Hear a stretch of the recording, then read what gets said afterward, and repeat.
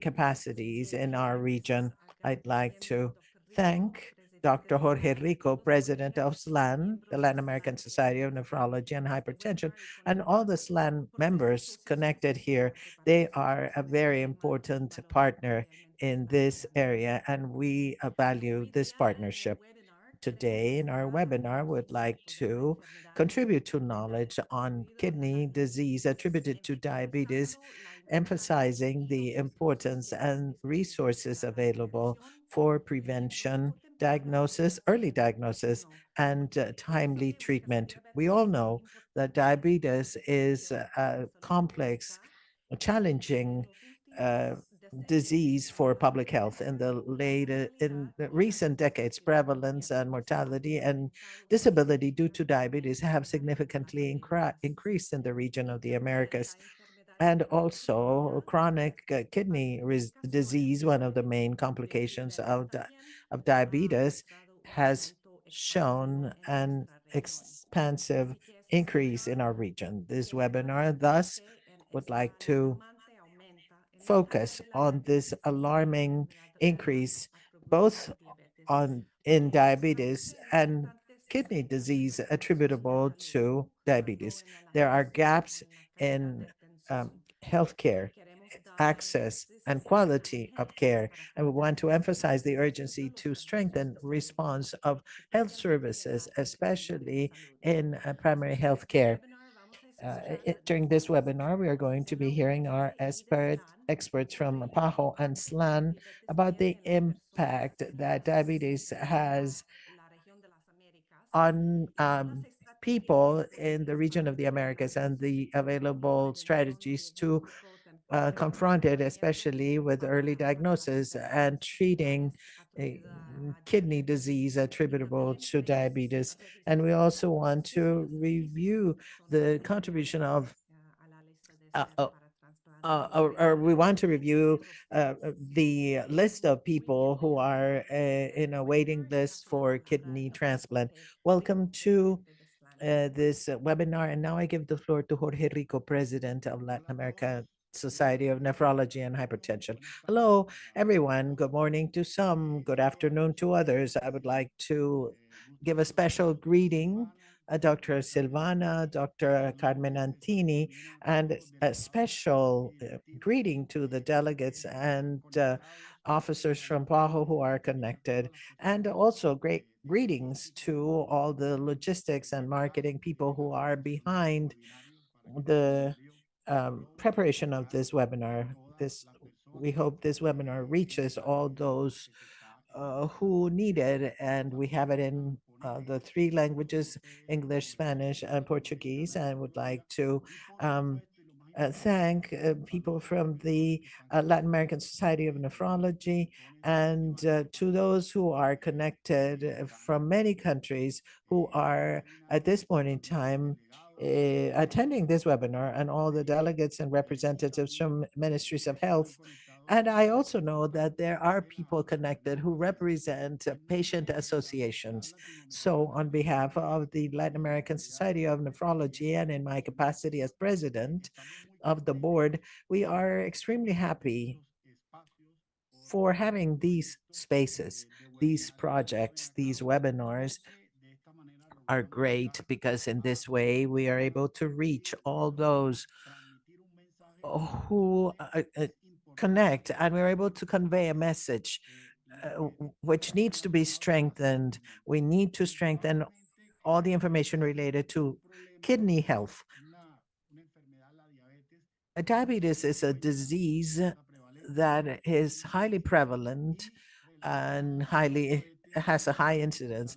And we know that chronic kidney disease is related to diabetes in the world, and in Latin America. Diabetes continues to be the main cause of um, chronic kidney disease and the reason why people need dialysis. For many years, we've had an agreement of collaboration with PAHO where together we are building things together to be able to improve kidney health in our patients. And this is why we know that kidney health is important for everyone, and to have these spaces where we share knowledge are so important, and we will be able to reach many physicians in many countries. This is very important for us. We are working on this and we are on the same page. It's important to reach primary healthcare physicians and to be able to reach PHC doctors. It is an obligation, our duty as the Latin American Society to convey these messages. And again, thanks to PAHO for allowing us to have this partnership and having these webinars. This is my message. And once again, thank you very much. And I hope this webinar will be very profitable and beneficial to all of you. Thank you. Thank you, Jorge. Thank you, Silvana. And in fact, I want to emphasize the message that you both gave us. The purpose of having these seminars, taking advantage of the advantage that we have through the internet and these webinars, is to create awareness of the importance of preventing and controlling diabetes adequately so that we don't have to uh, lament other complications. So without any further ado, I will begin myself with a presentation, a short one, and I'm going to share my screen. The idea of my short presentation here is to discuss the impact of kidney disease attributed to diabetes in the region of the Americas and the response that we are giving from PAHO.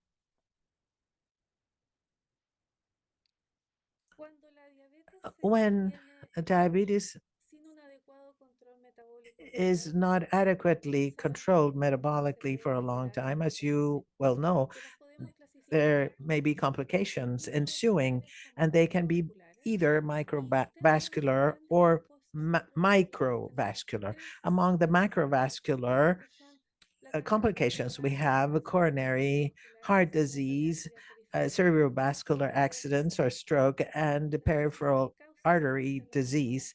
The main cause of death in people with diabetes are heart disease followed by stroke.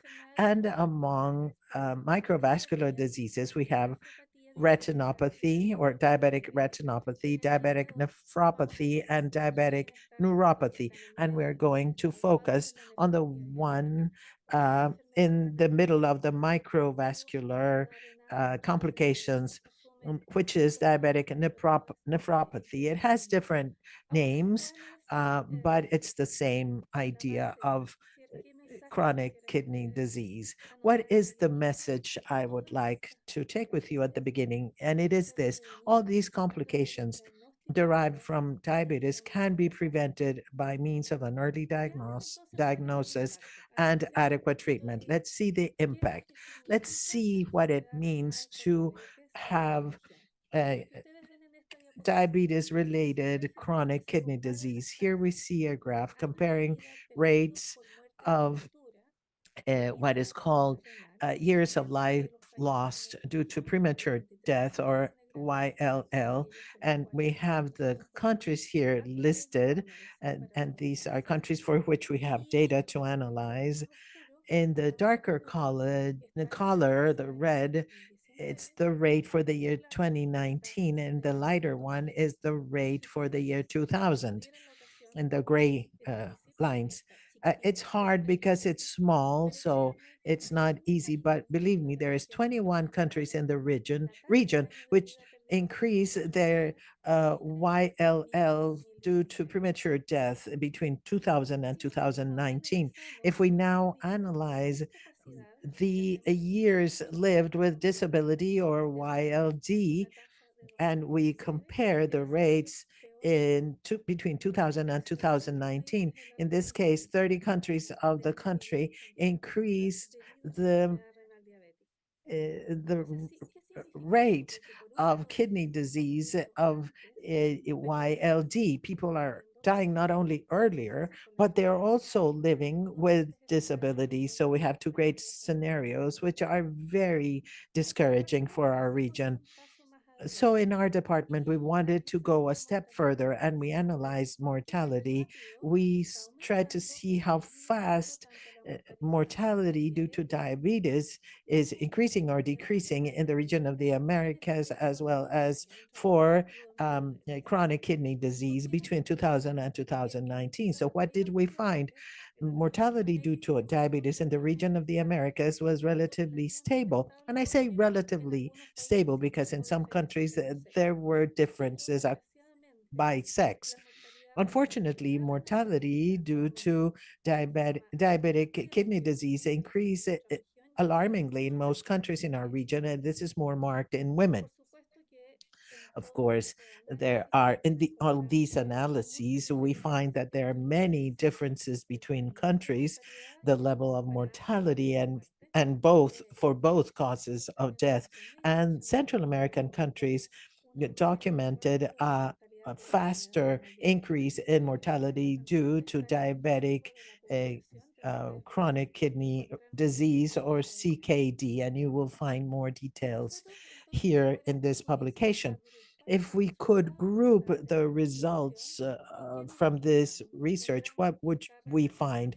We find, and it is in red here, the red circles, which are the ones we want to stress more. 9 countries in our region increased mortality due to diabetes as well as due to diabetic CKD. In 4 countries, there was a decrease in mortality due to diabetes, but there was an increase in mortality due to CKD. So we are learning that unfortunately we are not preventing diabetes well, and we're not uh, doing good control of kidney disease. 7 countries which maintain mortality to both diseases, which maintained it stable, 33 countries that were analyzed. 5 countries reduced the mortality rate in women for both diseases, diabetes and kidney disease. 6 countries reduced mortality rate in women due to CKD, but no country reduced the mortality rate due to CKD in males. So we haven't been able to reduce mortality in men, and this is a very significant point, as well as the fact that 9 countries decrease mortality due to diabetes and kidney disease. So there are different variables, and it depends on what country is analyzing. But regionally, we can say that we have approximately 39 to 40% of people with diabetes who having the disease they are not aware about it. They have not been diagnosed. We also have challenges regarding access to medicines and basic technology to control diabetes. And Ana Giron from the Strategic Fund is going to speak with more detail in a few minutes. But we need to strengthen training and strengthening training for physicians and for primary health care. Glycosylated hemoglobin as part of basic technologies is very important to do metabolic control of the disease, but this unfortunately is not available in most countries of the region, and the number of complications and the health expenditure is increased when people begin to develop more complications related to diabetes. So what is the response we're giving from PAHO? First area is to evaluate, and in this we last year published a profile of disease burden for diabetes, but excluding kidney disease. And also we did a burden of disease, of kidney disease in an isolated manner so that we can visualize exactly what is happening in the countries. We have other support documents and analysis of the situation, as for example, diabetes overview and all the indicators, health indicators related to this. The partnership with stakeholders who are interested in controlling diabetes. And we again thank the Latin American Association of Diabetes and Nephrology and Hypertension who are with us today. But also there's the National Federation of International Federation of Diabetes, and technical support, which is basic for this, and it is concentrated in three large areas, which is implementation or technical support to implement the module D of the heart strategy, diagnosis and management of type 2 diabetes, and which goes hand in hand, as you can see in the lower left of the screen, the clinical pathway, the design of clinical pathways that are standardized to have a technical document which is easy to read, which is easy to interpret. This is what we should have as a rule always in our primary health care center.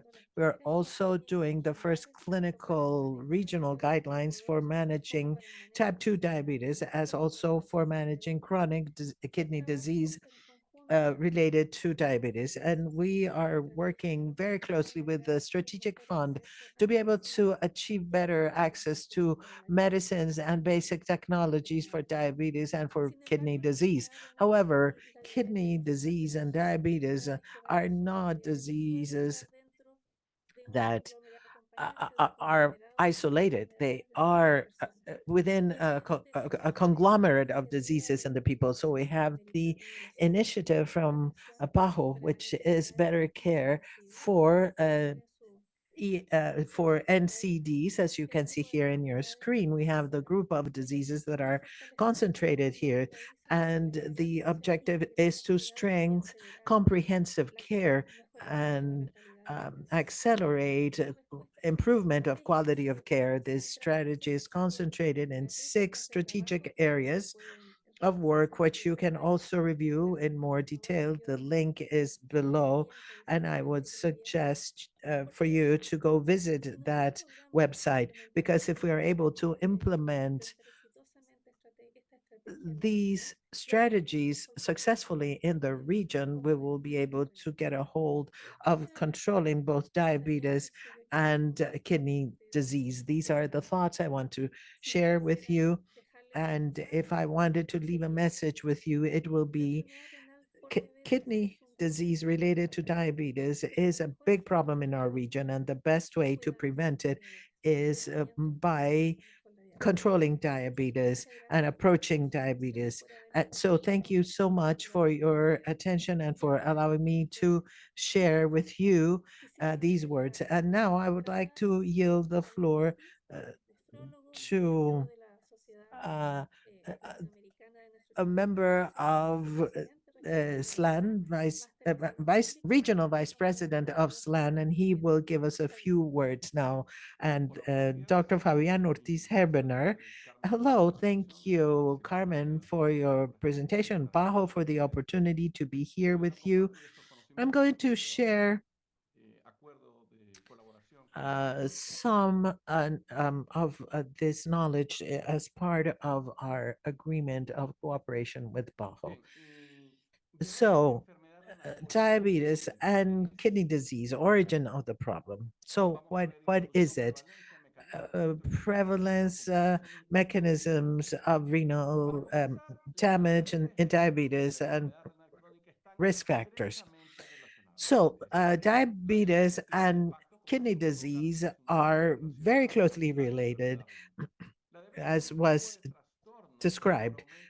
We have an increase of um, sugar in the blood. High sugar in the blood is a problem affecting different organs, while kidney disease is the progressive loss of the function in the kidneys.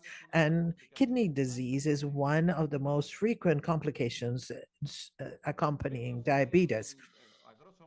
Here we see that about 62 million people suffer from diabetes in the Americas. And this is another information, from 20 to 40% of people with diabetes could develop kidney disease and be at a higher risk. People with diabetes are in and of themselves more at risk than other people, and people with kidney disease are at higher risk among the people with diabetes. Prevalence of diabetes is about 8.3%, and diabetes globally is considered as the sixth cause of death in the whole world. So the impact of diabetes is extremely important. Among the mechanisms of kidney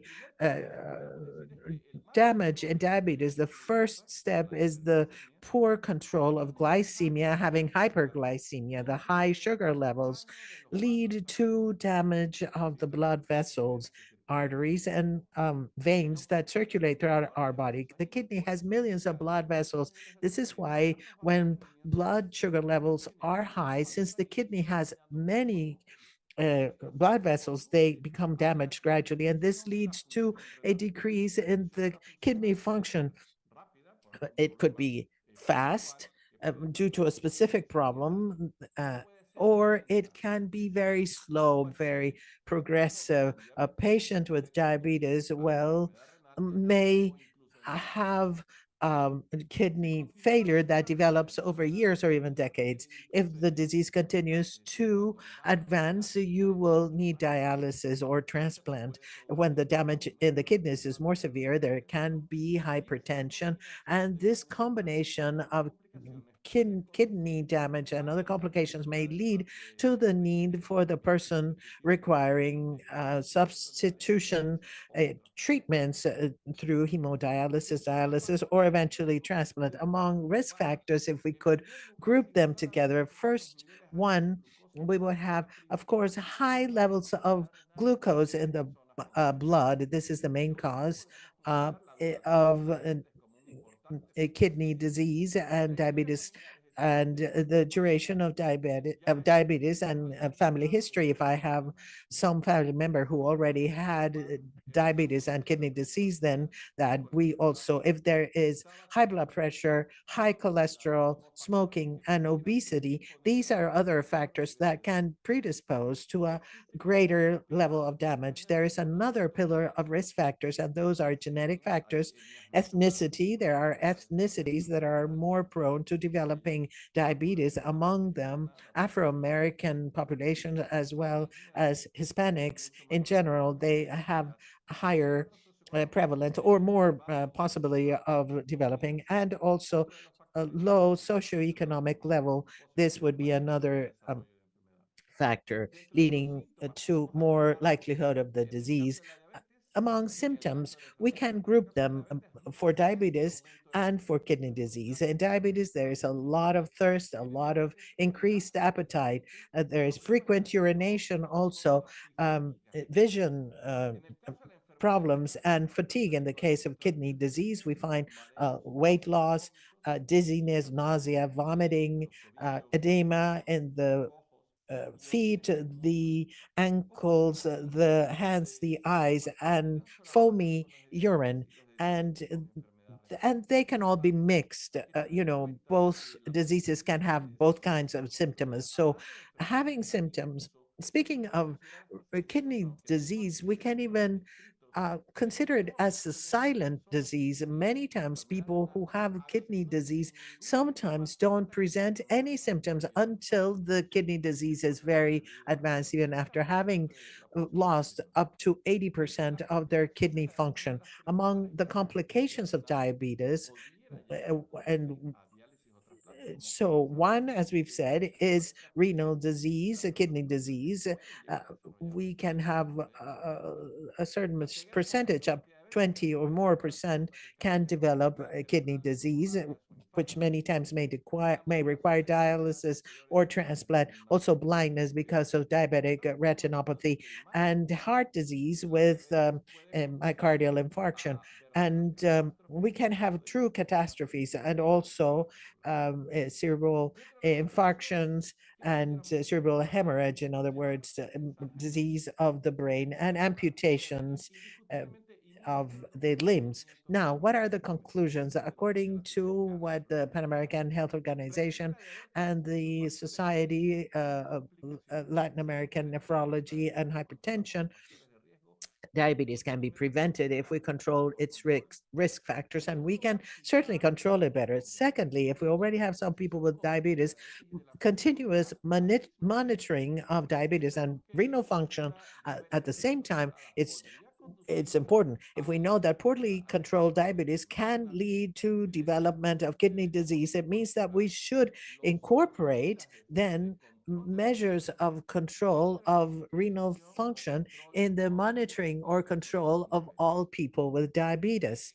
In third place, third pillar, educating people at all levels in diabetes and kidney disease. And by all levels, I mean conveying knowledge about diabetes and kidney disease, not only at universities for health professionals that are being educated, but also from school levels so that people at a young age can begin to learn how to prevent these diseases that, as we know, become a large problem, especially in the Americas. Fourthly, strengthening access to medicines and essential resources. We will hear about this later on, so that everyone can have equitable access to the necessary medicines to be able to control kidney disease and diabetes.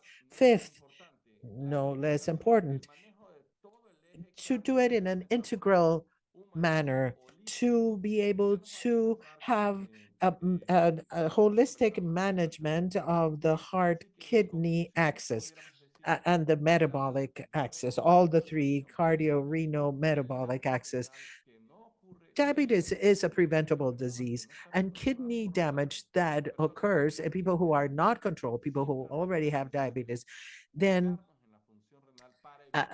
people with diabetes need to be checked for their kidney function because, as we know, there is a close connection between diabetes and kidney disease. Thank you very much. This is what I had to share with you. Thank you for your presentation.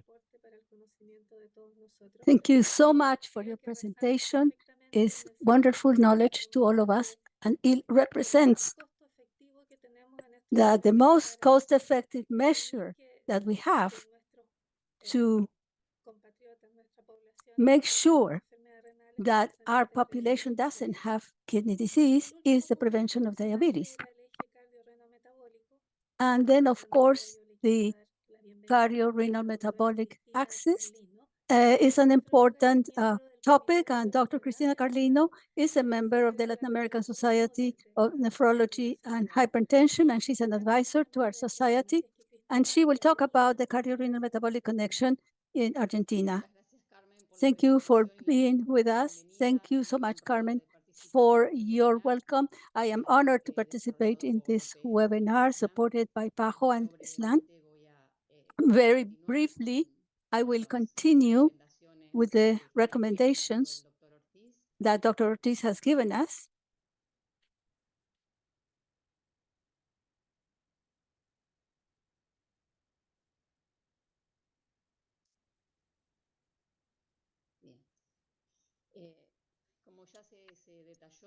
As already has been said in the previous presentation, we have mentioned that the main cause of CKD is diabetes, and for a long time, both in diabetes and hypertension and kidney disease have been studied separately, but we have seen that there's an intimate relationship among these diseases. And then at the present time, we consider them together, not only because of the mechanisms that lead to the development of complications, but also because of the consequences that they share. As has been said, up to 40% of the people with DM2 have a chronic kidney disease, and then about 10% of these people will need a therapy for kidney replacement.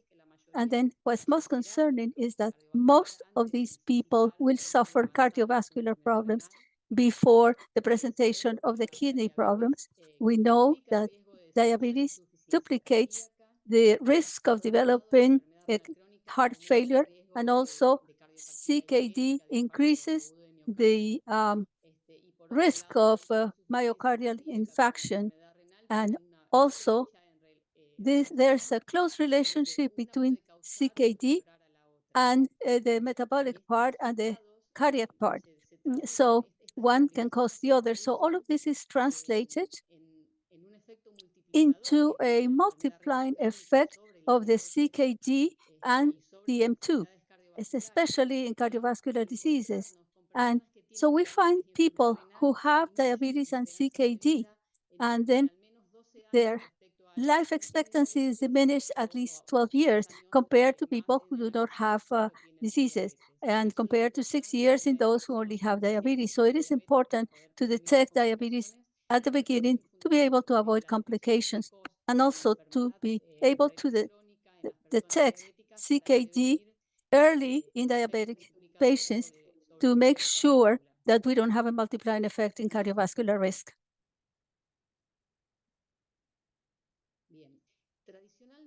Traditionally, we used to focus the diabetes treatment and their complications in glycemic control. A long time ago, we were able to say that this was properly controlled, but then in addition to the glycemic part, we had to control hypertension, weight, and have healthy lifestyles to be able to improve the results and to be able to delay the development of CKD. Especially, we incorporated some drugs that work on diminishing proteinuria, which is one of the signs that leads us to determine that the case is a kidney disease, and we were able to delay the development of CKD with these drugs. But we also have a series of drugs that have wider action, and we, in addition to diminishing the cardiovascular risk, we know that some of them delay the appearance of kidney disease and also heart disease and cerebrovascular disease, and then all of these diminishes mortality for all causes and for cardiovascular causes. Regarding the guidelines, all the guidelines share about the same recommendations. But the main thing is to diagnose this early, especially in people that are facing risk factors. Many times, the chronic disease advances to a disease with silent symptoms. But once we have a diagnosis, most of the guidelines recommend treatment in the control of lifestyle and in self-care, also control of hyperglycemia, hypertension, proteinuria as an early marker of kidney disease, and hyperlipidemia. And then finally, we can include and add the new drugs that are cardio and nephroprotectors, and they have a strong incidence in cardiovascular risk. And also, many times the disease is complex, and we need to add some extra drugs to be able to have optimum control of lipids, blood sugar, and hypertension. One way in which we can structure research and care is to center on three groups of prevention. Primary prevention. Primary prevention is the development of the disease, and this has to do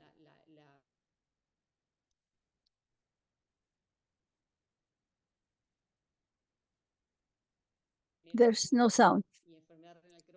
This has to do with the control and prevention of CKD, and then a healthy lifestyle, physical exercise, smoking cessation, weight control. And also, the most important thing is that for the health team, knowing that these are diseases that have no symptoms over a long time, it is important to search for those patients at high risk. And as mentioned before, this is frequent in people who have advanced age, who have diabetes, who have a background of family or family history of diabetes, and then the natives and original populations and the Hispanic populations. So the detection of CKD is very simple. It can be done at the lab level. You have a blood test, and then we study creatinine, and then we know that the glomerular filtration rate, and then with this, we add a simple urine test, and those are the tools to be able to have an early diagnosis in those people that we know were at risk of developing diabetes and CKD. Once we find that the kidney function is diminished or that there are protein in urine, we can work on the prevention of CKD and cardiovascular damage. So we add a treatment to some or to all of the controls of healthy habits, lifestyles. And then we have to have the inhibitors of the angiotensin converting enzyme 2. And then we know that the care of these patients can be easily incorporated to the rest of the healthcare for the patient in primary healthcare settings. But it is also important to know that there are some alarming systems for CKD when it can advance. And for that reason, we have to have protocols to be able to have a timely referral to specialists. So in this sense, the clinical guidelines are similar to those that we have in hypertension, and this would be appropriate for patients with CKD and diabetes, so that the primary health care team can and is able to diagnose this early and to be able to refer the patient for control. And then finally, when people have advanced CKD, they will need specialist care, especially to treat complications with the advance of the CKD, and then to prepare them for substitutional treatments and such as dialysis or transplants. It is essential to have a strong relationship between primary health care as personnel and the specialists, and they should have a special referral system to make sure that treatment strategies are agreed to with the protocols of WHO and PAHO. The WHO and PAHO have a wide experience in the networks that provide this type of primary health care and specialist care. Finally, to close, we know that CKD has to be considered within the framework of all of these diseases without forgetting about these therapeutic options. And people could be in different stages of the disease, they could have comorbidities, and we have to modify the factors. So there are individual circumstances that everybody has with the biology of the people, the personal life, the social life, the environmental life. And so our challenge will be to have a personalized and individualized medicine so that we can provide adequate treatment at the right moment to the proper person. And I say timely moment, as soon as possible. So thank you very much. This is my message. Cristina, thank you so much. You had a very clear presentation. I would like to mention a couple of points that you touched upon. One of them was about drugs, and this is what we will be talking about, access to drugs. This is essential. But also, there's another important point that you mentioned, reference and counter-reference and treatment. And all of this is under the umbrella of the standardization of the treatment of diabetes, and also the early diagnosis and treatment of complications. This is one of the types of works that we are trying to support in the region, the control of diabetes, and then also the development of clinical guides to update care. And now, as an important part of this strategy for the control of these Medicines and Technologies, I would like to give the floor to Dr. Nora Ginon, Technical Officer, PAHO Strategic Fund and Regional Revolving Funds. Thank you so much. I'll share my screen. Yes, we can see it, but it's not in presentation mode.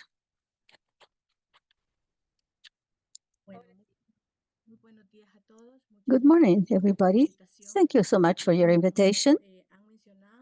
As mentioned before by the speakers who have preceded me, an important point to treat CKD and diabetes is to have drugs timely and also other health technologies. So I will be presenting the strategies that we are developing in the area of non-communicable diseases to have timely access and timely availability to drugs and other health technologies, but also to go beyond that and to be working with the countries to manage supplies, to make sure that we have a consolidated demand, to make sure that we provide these drugs timely. So for this, the director has established a regional revolving funds, and the strategic fund is included there. It's a mechanism of technical cooperation, and then the countries of the region can access drugs and other public health supplies through regional procurement. So that means that the member states are able to have access and to have availability if they jointly plan demand so that we can have benefits for all. This is a very important topic because we're working with the ministries of health so that we are able to standardize treatments, consolidate demand, and then to have joint negotiations to make sure that those agencies that have signed agreements with the strategic funds, which are all the ministries of health of the Americas, all of them can use the strategic fund for the acquisition of these drugs. So what are the benefits or using these technical cooperation mechanisms? First of all, we guarantee quality products because we evaluate the assessment process of the products. As regulators, we have strict surveillance and to make sure that all the products have quality control assessment. And then we strengthen the national capabilities when we work with the countries in the analysis of their demand, in the management of the supplies, and then to make sure that all the management process related to drugs at the level of healthcare is adequate. So we have to work in monitoring at the regional and interregional level to support the countries, all member countries, to make sure that we all have efficient use of resources to have cost reduction strategies, and also introducing some financial options through a line of credit. So the strategic fund is able to issue these lines of credit to the countries, and the countries can use these interest-free lines of credit, and then the products can be charged to the capitalization account. This is our portfolio of products. We have a very wide-ranging catalog to be able to care for communicable diseases, and now we're focusing in increasing our portfolio of products for non-communicable diseases. And also, we are including kits of diagnostic and medical equipment, and we are working in strips for glucometers and other equipments to make sure that we have all of these supplies on time. What are the eligibility criteria to assure the quality of drugs? So there are products that are pre-qualified by WHO, insulin, insulins were included there, but there are other products that have not been pre-qualified by WHO.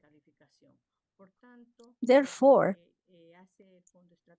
what the strategic fund is doing together with the quality assurance unit is an analysis of the necessary documentation, and we request the manufacturers to make sure that the evidence of the health registry and the status of marketing for this. So this eligibility criteria has to make sure that they have been registered by the regulating authorities, that they are a reference for PAHO and for WHO, to make sure that all of these drugs, especially generic drugs, have been subjected to interchanging studies, so they can be interchanged with other products that were officially and initially produced in the market, and that they have a proper quantity and quality of the product. So these are all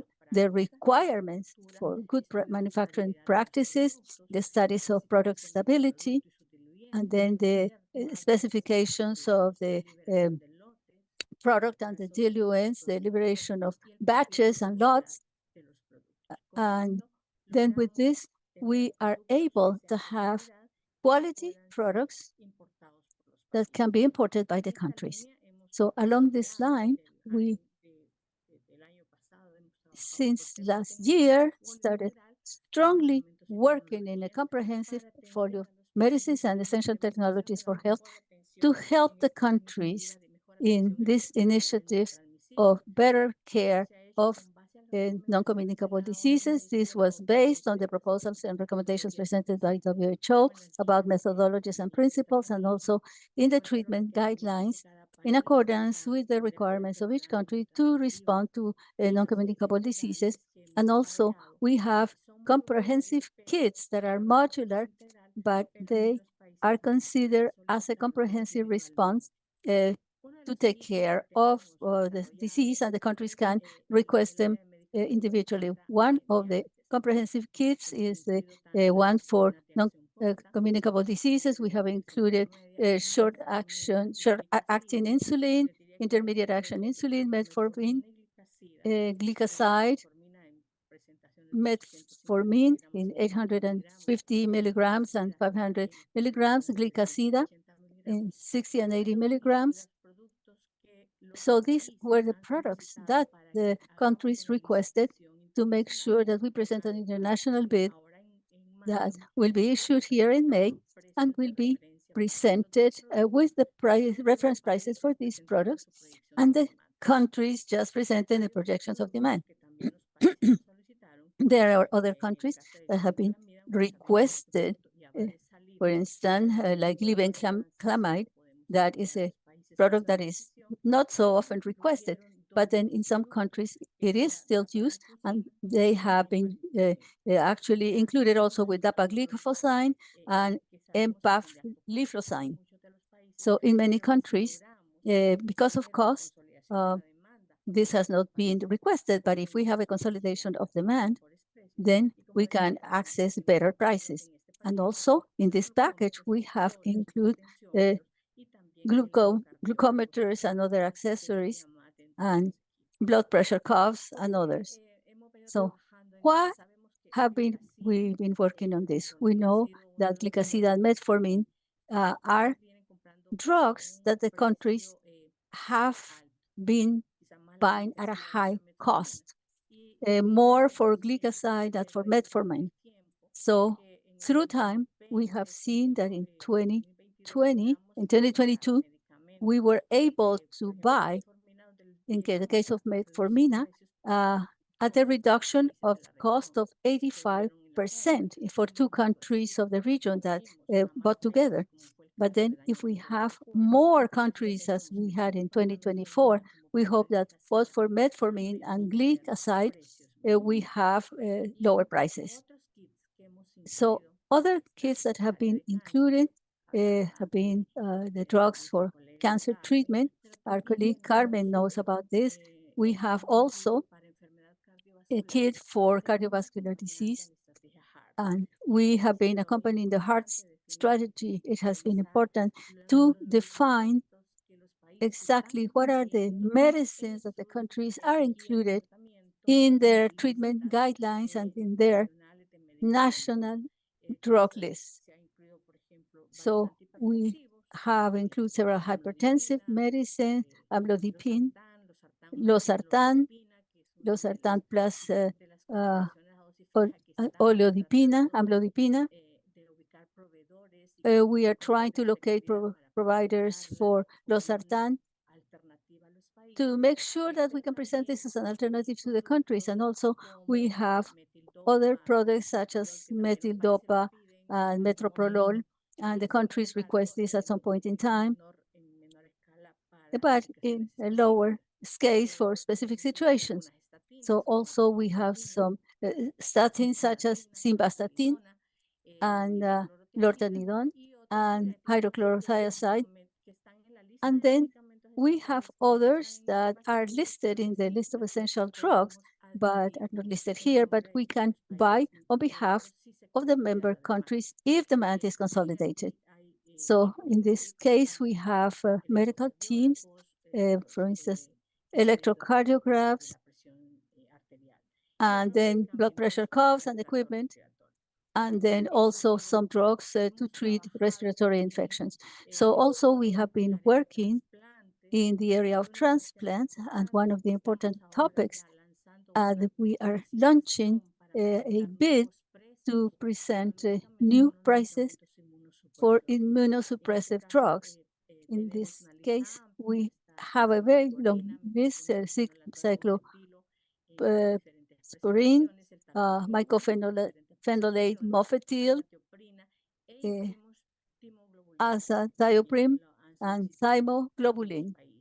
Has been requested by some countries, and in the case of preservatives for organs solution, at the request of several members and also an institute in Argentina that requested the solutions for preservation of organs. And we have included them in this list just to make sure that if there is a problem with availability in the country, we can consolidate demand for these products. So we know that there are problems in trying to find erythropoietin for kidney problems, especially in people who are in dialysis. So we have to have these products provided that the countries have included them in their drug list and that demand can be consolidated so that we can support them. So this is an important topic for us. Planning of procurement with the Ministry of Health, which is our main counterpart, but also we work with national social security institutes and then other institutions from the public health services or other institutions that work on transplants and specialized care. So we are consolidating demand, and we can negotiate jointly with the providers and manufacturers to ensure quality and to be able to have these products available with better cost. So this is the process for the procurement.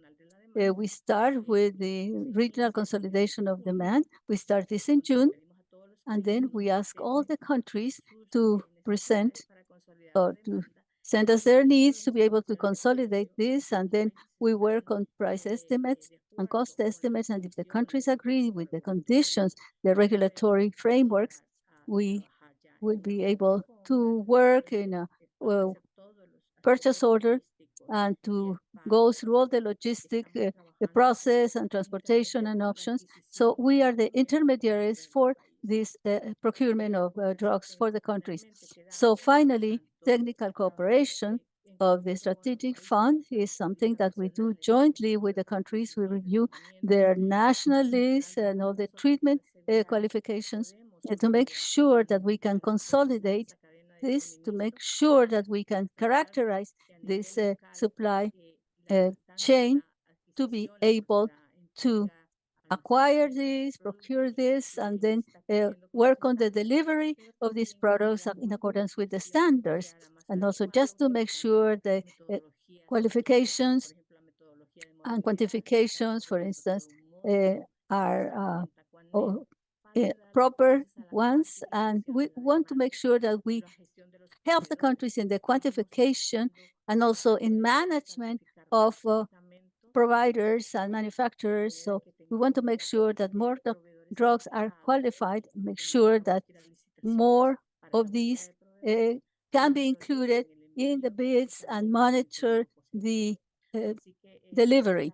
So this is the message to say that the strategic fund is available to work with the countries to give you access and timely availability of drugs. But then we need to strongly work with the ministries of health and with all agencies to make sure that we consolidate demand at the regional level. So here you can find the product list and the prices in this slide with the reference prices and the information for contact that might be of interest to you. Thank you. Nora, un millón de gracias por tu presentación. Creo que nos entregó información muy valiosa. Thank you, and many thanks for your presentation. We have valuable information about the strategic fund and the medicines. And you mentioned that in order for the strategic fund to be successful in its mission, we need for the ministries of health to consolidate demand, that we all together in the region work together. Fight against diabetes won't be won alone. We need to be together. And one of the areas where we need to come together is by consolidating demand for medicines so that we can obtain better prices. But when we already have kidney disease set in, unfortunately, we need to look further. And this is the next talk, which is by Dr. Mauricio Beltran, who is our regional advisor on blood and services and organ. Thank you, Carmen. And let me see if you can see my presentation. Good afternoon, good morning. Yes, we can see it. Thank you. We're going to share this, which is a view of registries with the waiting list. Oh, wait. Our challenge, Mauricio, excuse me. I think you have to put the cursor on the screen. Yes, there you go. So as was mentioned here, has been mentioned here, chronic kidney disease is growing hand in hand with diabetes, and it's growing exponentially. There are many NCDs in the world. There is an epidemiological transition, and some of these NCDs can be treated with transplant therapy. In this case, kidney transplant therapy is quite relevant, and as Carmen said, is the last step in treating our patients. So in order to potentiate the response of the organization for this late phase of CKD and for other NCDs, in 2019, the organization launched and consolidated a proposal of a regional plan and strategy for equitable donation for organ and cell transplant, and based on four points. First, organizing legislation and national programs around donations and transplant of organs, tissues, and cells, and promote availability of these cells, organs, and tissues, and improve the networks and the transplant services, and improve information available in the region to improve decision making in this area. As you can see there, there are several collaborators, our collaborating centers in Spain, the National uh, Transplant Organization, and also having a roadmap for countries to implement their national plans. There was a need perceived to register not only patients on dialysis and those who are waiting for a transplant, and also waitlist patients who have received transplants, the differences between live organ transplant and donor from cadaver. There are many reasons to create a registry, and we need to know what is going on with say CKD and who are being diagnosed, who are going into more complex levels of treatment, as for example, the kidney replacement therapy. And this allows people to make decisions in terms of health and their and then this helps in making public health decisions. For chronic kidney disease, the most complex stage, and it is the one that is registered, is only the tip of the iceberg for patients in the region.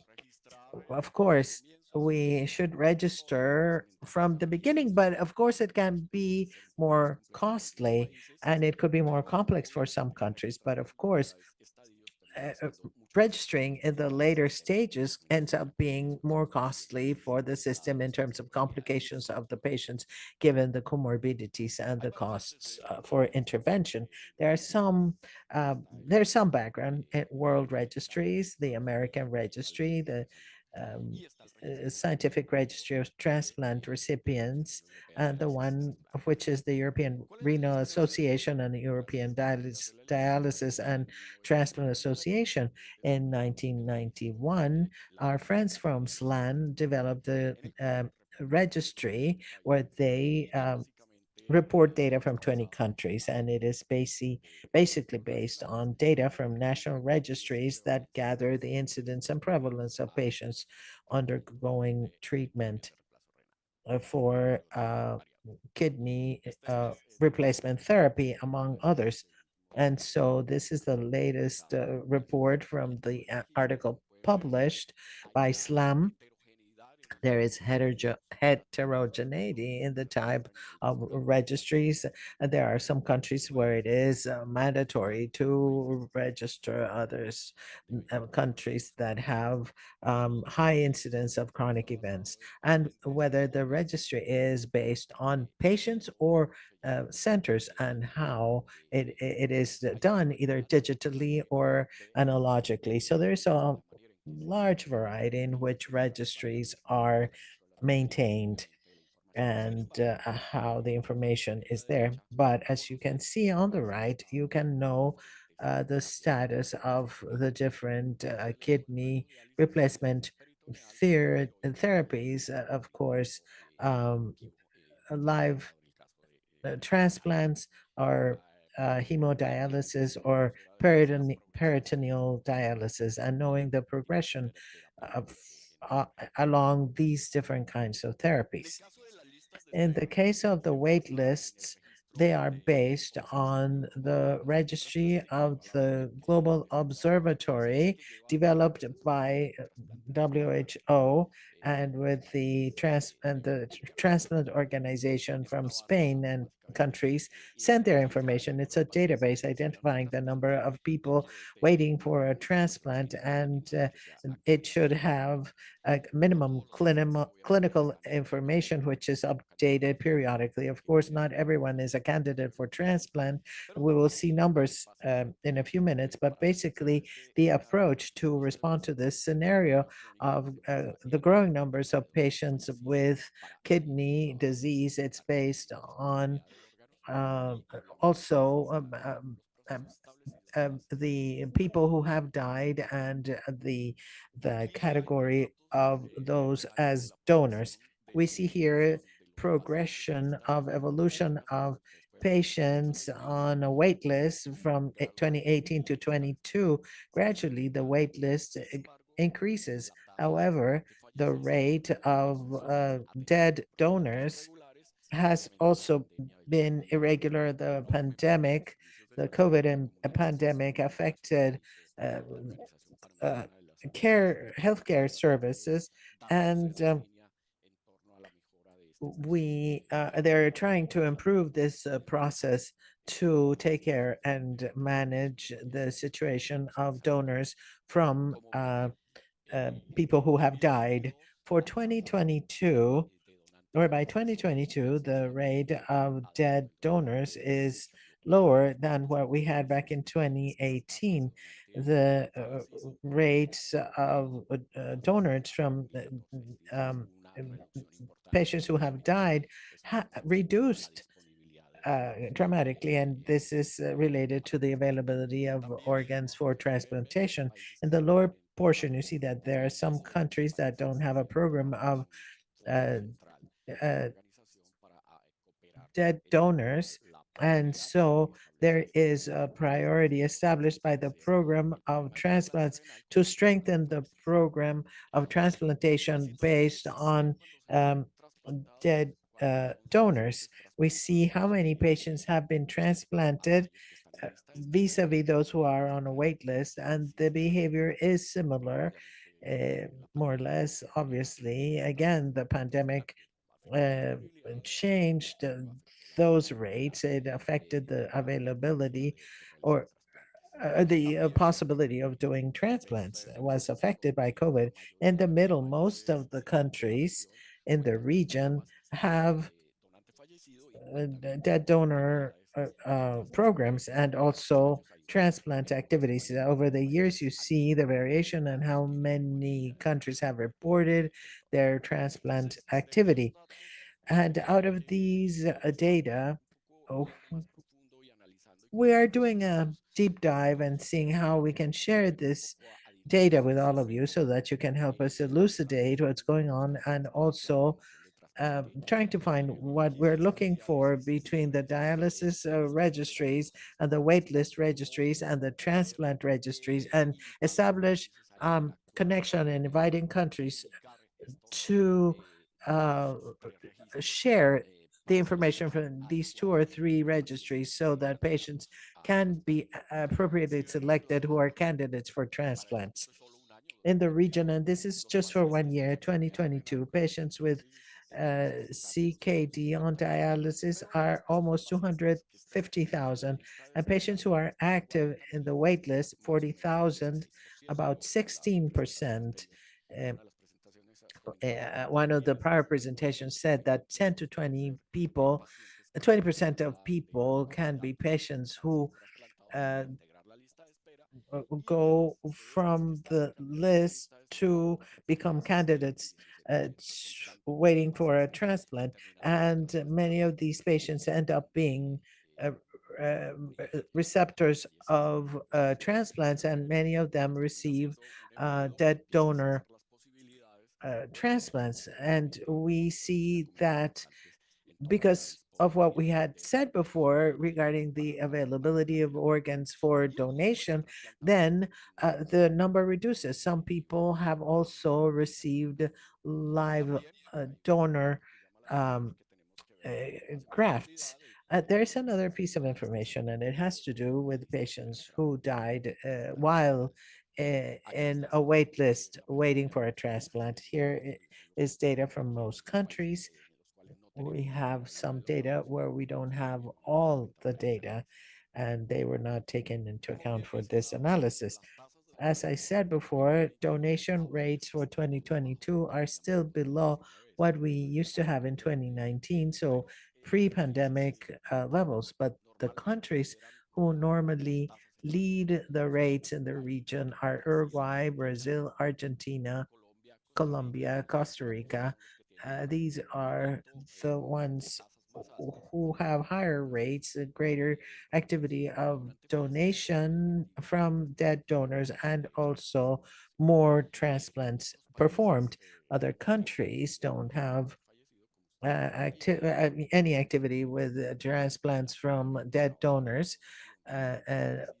And the central focus of work on the strategy is working on cadaver donors.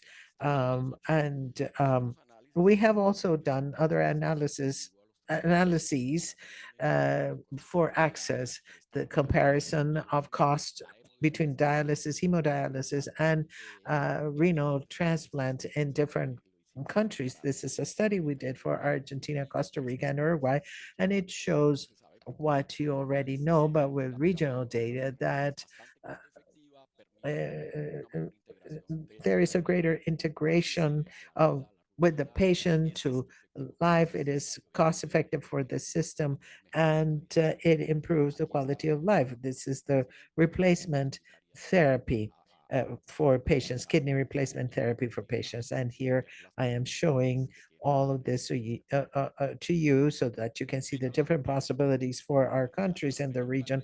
Finally, the strategy and action plan during the last directing council, we had the first discussions about the indicators for the regional plan. We have the challenges, and I have emphasized two important uh, challenges. We have good registries of patients on wait lists, but we have a significant excuse me, we have a good registry, national registries for kidney disease in patients in dialysis, but we still lack the work on registries with of patients on a wait list for the whole system. And so we need to continue to work on this. There is a significant incidence of NCDs, among them CKD, and many patients, as you have seen, would be candidates or they're on wait lists. And it's important for health systems, and therefore it is necessary to have to develop transplant programs as well as cadaver donor programs. Also prevent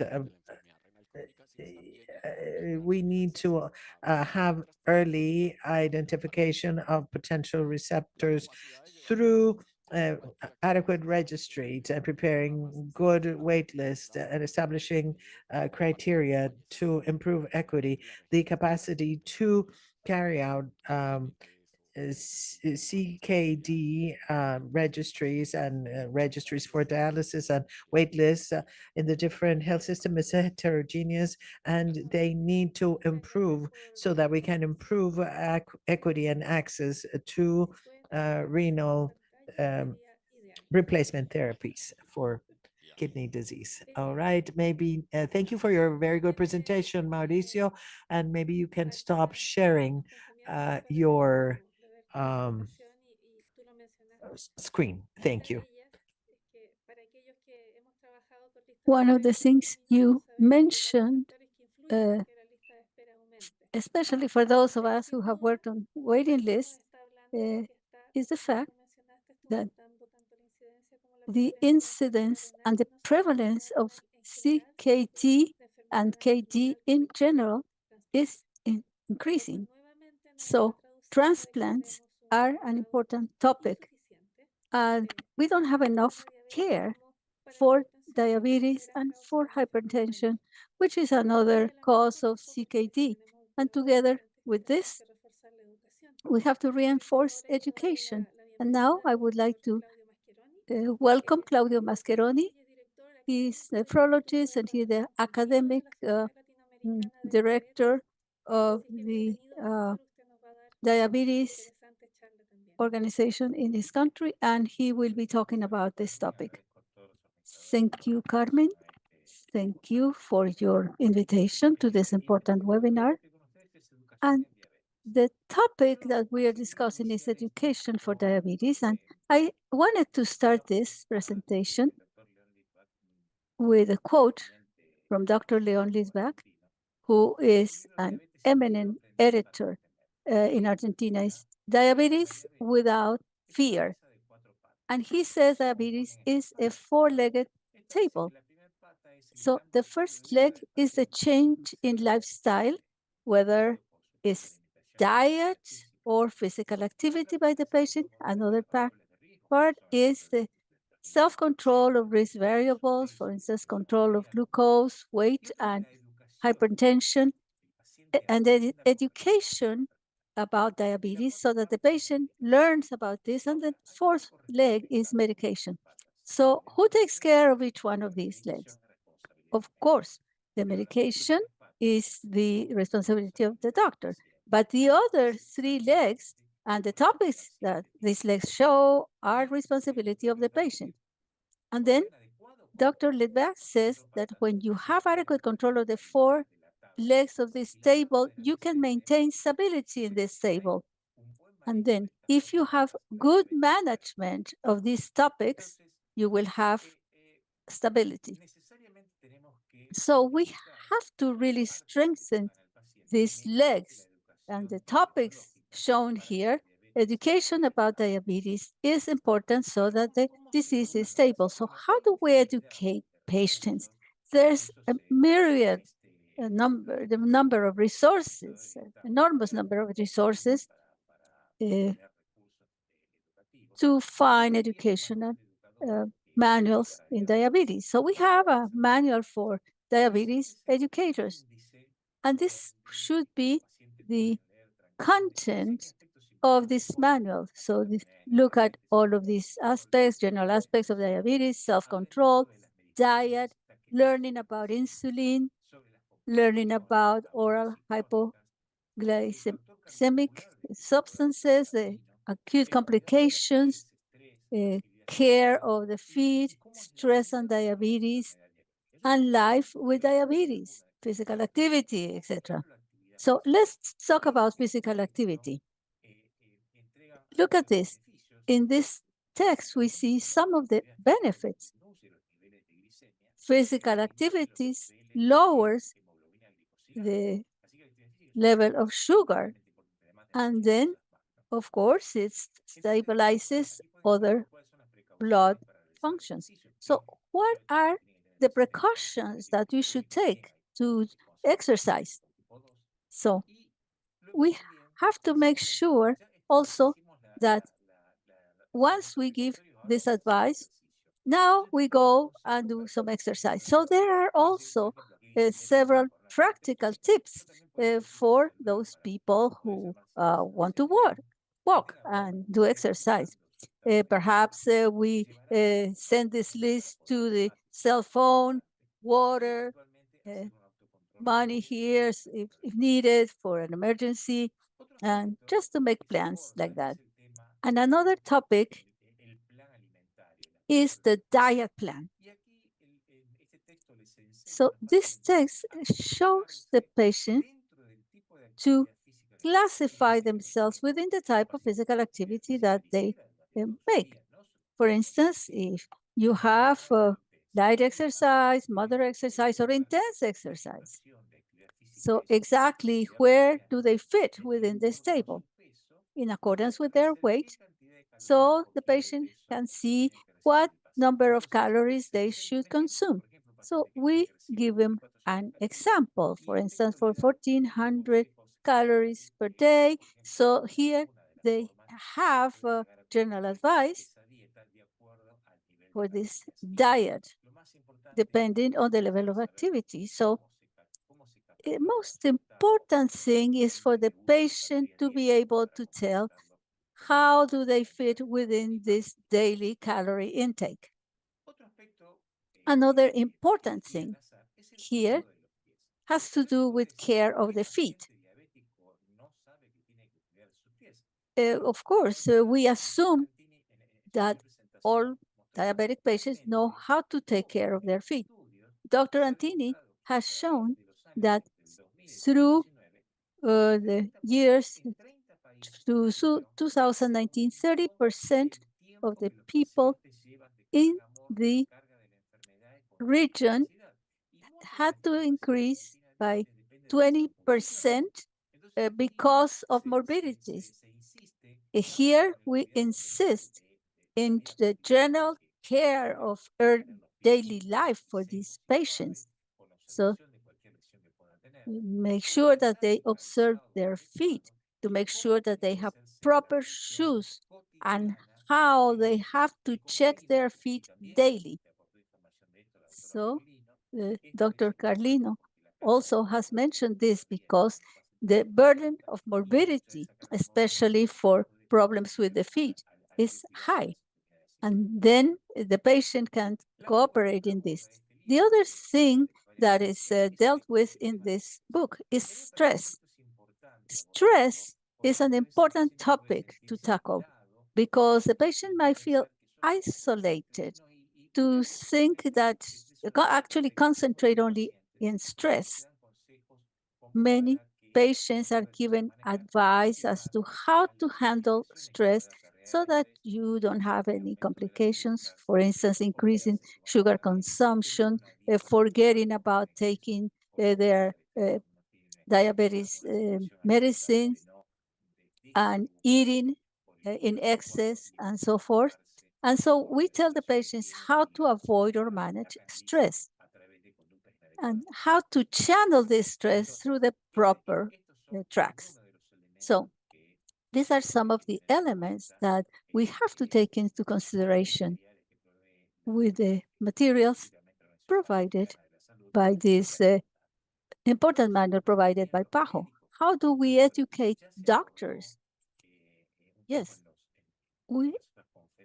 we have already talked about this in different conferences. How to detect this disease early, how to know all the aspects of this disease. Especially, there's a page by PAHO that gives enough information about care, prevention, and management of diabetes, especially to make sure that the patient knows about his or her disease, and then the self-management of some situations. So in this very brief presentation, I would say that education is one of the essential pillars for the management of diabetes, as we have seen in the four-legged table. Education, together with changes in lifestyle, self-control, and adequate medication, allows us to stabilize the diabetes table. Education in diabetes is required in all stages of this disease, both the early disease, intermediate, and then the first manifestations and the advanced manifestations of the disease. And we have to make sure that we know what are the new advances. And this should include the patients, their family, the educators, nursing personnel, nutrition personnel, and medical doctors. This is all important for the management of the patient. And then the future may have new ways of education. Perhaps artificial intelligence will give us more accessible, simple, and effective ways. But education in diabetes will always be essential to be able to have a better treatment for all patients. Thank you so much for your attention. Thank you so much, Claudio, for your presentation. I have seen the comments. We are already finishing this. There's a lot of interest in obtaining the recording to the webinar. You can have the access to the diabetes page of PAHO. You go there, and the recording will be available in 3 languages. And during the meeting, we have been sharing technical material links. Specifically, we will have in the diabetes page of PAHO, you will have the documents or the support to the management of the feed for people with diabetes, which could be very useful. Jorge, we are now ready to close the webinar. We only have 4 minutes, so please give us your words to finish with your ideas.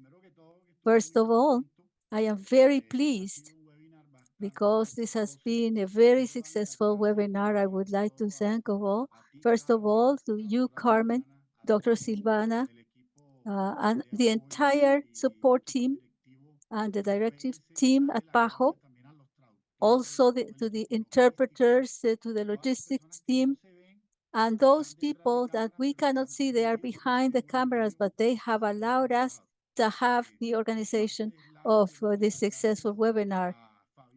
Also, thanks to Fabian Ortiz, our vice president. He was the leader, together with you, the organization of this webinar. Also, my thanks to all the panelists from SLAN, from the panelists from PAHO also, and very important, to all the people who are still connected, to all the delegates and representatives from the different ministries and representatives of different organizations and patient organizations. Very clear messages have been left for us that are important, and we have to focus most of all on diabetes. We have to prevent diabetes. We have to control diabetes. We have to prevent at all costs complications for the diabetic patient, not only kidney complications, but others that impact the quality of life. And then this webinar is related to diabetes and CKD. This is a call to action. Know that CKD associated to diabetes is preventable, and we have to act early and to keep on strengthening education. As Claudio in his presentation has pointed out, we have to continue to have these meetings to strengthen the role of the primary health care, who are the first people who are in contact with our patients, empower our patients, and then to make sure that we know that these diseases exist and have no symptoms. And then also it is important to underline the work being done at PAHO. Dr. Nora's presentation was essential, the work of implementation for treatment that has been strengthened in the countries, and also in advanced stages is we have dialysis and transplant, and also to think of everything that Mauricio has commented in his presentation. On behalf of the Latin American Society of Nephrology and Hypertension, we are very pleased. Thank you, Carmen, for having allowed us to have this collaborative agreement with our countries, and we are working towards better kidney health for all the people, because our focus basically is to make sure that we reach the community and improve everybody's health. Thank you so much. Thank you, Jorge. Yes, also, I would like to thank all the people who have given us part of their time. Time cannot be recovered. Thank you so much for being connected to us. This is very meaningful to us. Thank you, SLAM, for having accompanied us. And then thank you to the people from our home, Mora, Mauricio, Silvana. Thank you for letting us reach this target. And thank you to all the people, as you mentioned, who are behind the cameras, who are working on the platforms, the interpreters, the administrative support, etc. And we hope that we can see next time with a webinar just with as many people as we had today. So without further ado, thank you so much. Our time is over. Thanks a million, and we will see you next time. Thank you so much. Bye-bye. Thank you.